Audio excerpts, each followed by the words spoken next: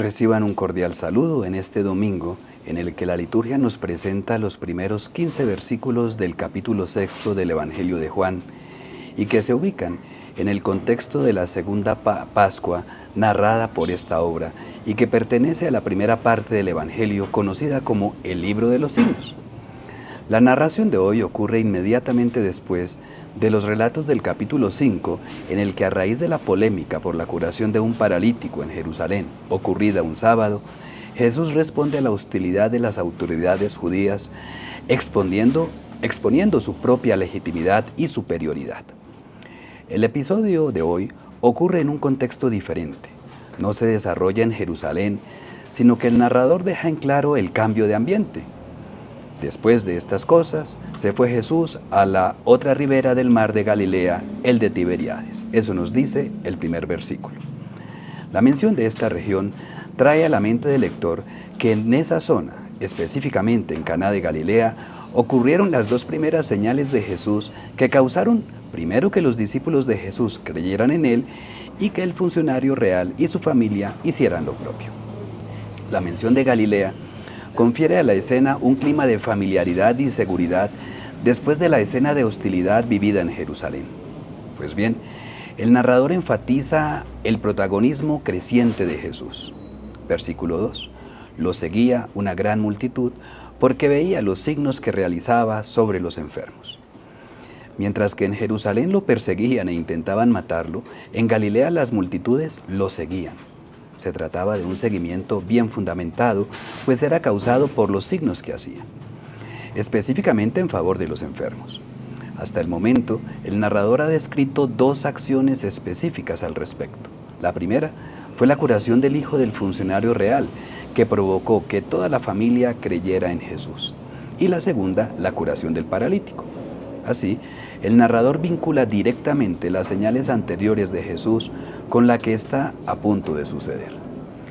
Ahora nos comienza a especificar el contexto inmediato del relato, versículo 3. Entonces Jesús subió al monte y se sentó allí con sus discípulos. La mención del monte enmarca la perícopa. En efecto, al final de la misma, en el versículo 15, se aclara que Jesús se retiró al monte. Es así que la escena comienza en un monte de Galilea y termina allí mismo. La continuidad del relato nos deja ver que no se trata de la cima del monte, sino del comienzo de su elevación sobre una parte más baja. La acción de Jesús consiste en sentarse, que es la postura propia del Maestro. Este matiz se acentúa con la mención de sus discípulos que están con él. Una característica del cuarto evangelio es la precisión geográfica y cronológica de los acontecimientos que describe. Este rasgo distintivo se aprecia en el versículo 3. Estaba cerca la Pascua, la fiesta de los judíos. Esta es la única ocasión del evangelio en que se menciona una fiesta judía sin describir un desplazamiento o estancia de Jesús en Jerusalén. Por eso, la trama de la narración nos sorprende, pues Jesús permanece en Galilea y allí nos manifiesta una nueva señal. Jesús no permanece ensimismado o pendiente únicamente de sus discípulos, sino que levanta los ojos. Eso le permite apreciar la gran multitud que se dirige a él. Versículo 5. Entonces Jesús levantó los ojos y vio una gran multitud que iba hacia él. Inmediatamente Jesús se hace responsable de la situación de las personas que observa. Dijo a Felipe: ¿dónde compraremos pan para que coman estos?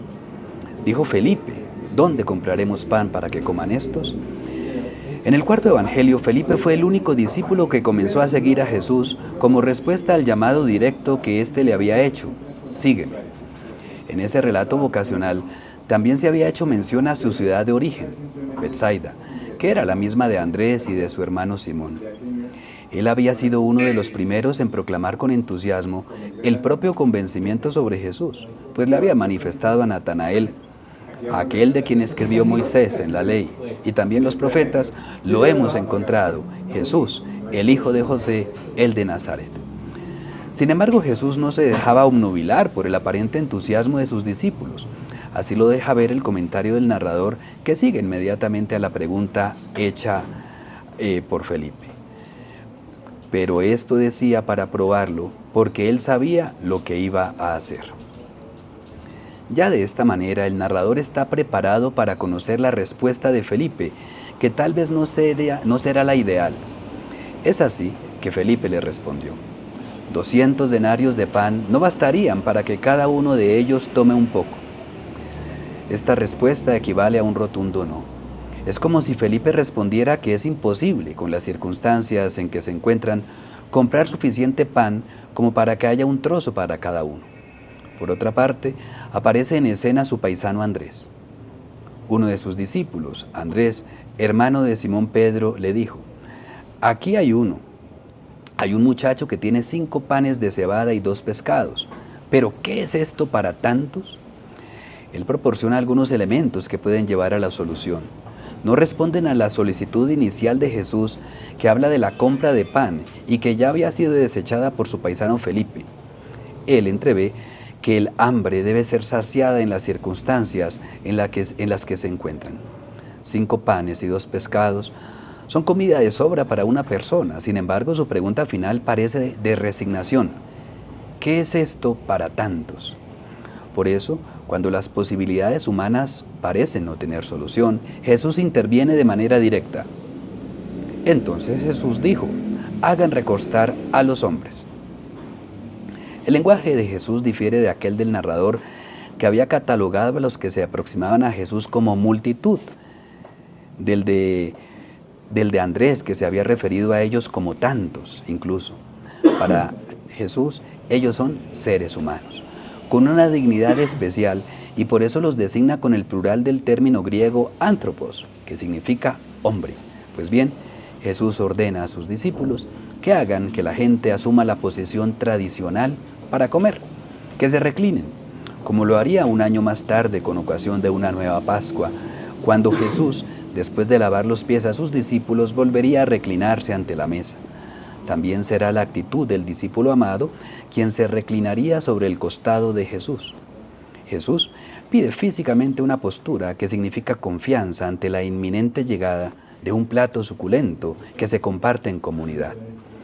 El narrador se niega a desaparecer de la escena y hace un comentario acerca del lugar en el que los hombres debían reclinarse.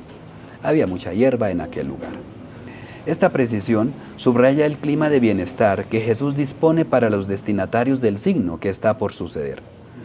El narrador prosigue describiendo el cumplimiento de la orden de Jesús. Entonces los hombres se recostaron. Aunque en español este término es el mismo usado por Jesús, en realidad el término empleado aquí por el narrador no es anthropos, sino aner, que designa solamente a los varones. Pues bien, el narrador también afirma que el número era como de 5,000. Este número en la Biblia, especialmente en el primer libro de los Macabeos, suele designar especialmente a un grupo militar, compuesto exclusivamente por varones. Bueno, en esta ocasión Jesús no convoca para la guerra, sino para la vida, representada en el alimento que brinda. El narrador sigue el relato. Entonces Jesús tomó los panes, dio gracias, los repartió entre los que estaban reclinados. Estas acciones reflejan el comportamiento tradicional del padre de familia en el mundo judío de la época, pues entre los judíos la acción de partir el pan era acostumbrada e inauguraba las comidas familiares ordinarias o festivas y se desarrollaba en 3 momentos. Primero, el cabeza de familia sentado tomaba el pan y recitaba la bendición. En segundo lugar, partía el pan con las manos y finalmente lo distribuía en trozos a los comensales. Jesús le da un nuevo significado a la fracción del pan, como lo va a explicar en el discurso que va a seguir a este signo y en el que se proclama como el pan vivo bajado del cielo. Volviendo al texto, el narrador finaliza la descripción del signo. Lo mismo con los pescados, cuanto quisieron. Esta indicación muestra que el alimento, cuando proviene de Dios, sobreabunda. El episodio sigue con una nueva orden de Jesús. Recojan los pedazos que sobraron para que no se pierda nada. Estas palabras enfatizan nuevamente la sobreabundancia de los dones que Jesús ofrece para todos. Enseguida se relata la confianza de los discípulos que se manifiesta en el cumplimiento del mandato, al que no se opone ninguna objeción. Entonces recogieron y llenaron 12 cestas con los trozos de los 5 panes de cebada que habían sobrado a los comensales. Estos números son significativos, pues mientras que el 5.000, que era el número de los varones, tenía una connotación militar, el 12 tiene un significado comunitario y eclesial. De esta manera el narrador muestra su interpretación del signo. Enseguida presenta la reacción de quienes habían visto la señal. Entonces los hombres, al ver la señal que hizo Jesús, dijeron: verdaderamente este es el profeta que viene al mundo. Aquí se vuelve a emplear el sustantivo anthropos, de manera que quienes pronuncian esta confesión de fe no son solo los que se han saciado, sino todos los que han apreciado la escena. En ese contexto, la designación como profeta tiene una connotación mesiánica que se reserva solo a Jesús. Aquellos hombres reconocen a Jesús como el dador de vida, que no es indiferente ante las necesidades humanas, sino que actúa en favor de todos y se manifiesta en la fracción del pan. Jesús no desaprueba su condición mesiánica en general, pero sí que su mesianismo sea interpretado únicamente en el ámbito político o militar. Y por eso, al saber que estaban a punto de ir a llevárselo para proclamarlo rey, se retiró de nuevo al monte él solo. Así pues, el Evangelio de hoy nos presenta diversas reacciones ante la fracción del pan. ¿Cuál es la nuestra? ¿Estamos dispuestos a fraccionarnos en favor de nuestro prójimo como lo hizo Jesús? ¿Cuál es nuestro aporte para que Jesús haga su obra en favor de todos? Un feliz domingo para todos.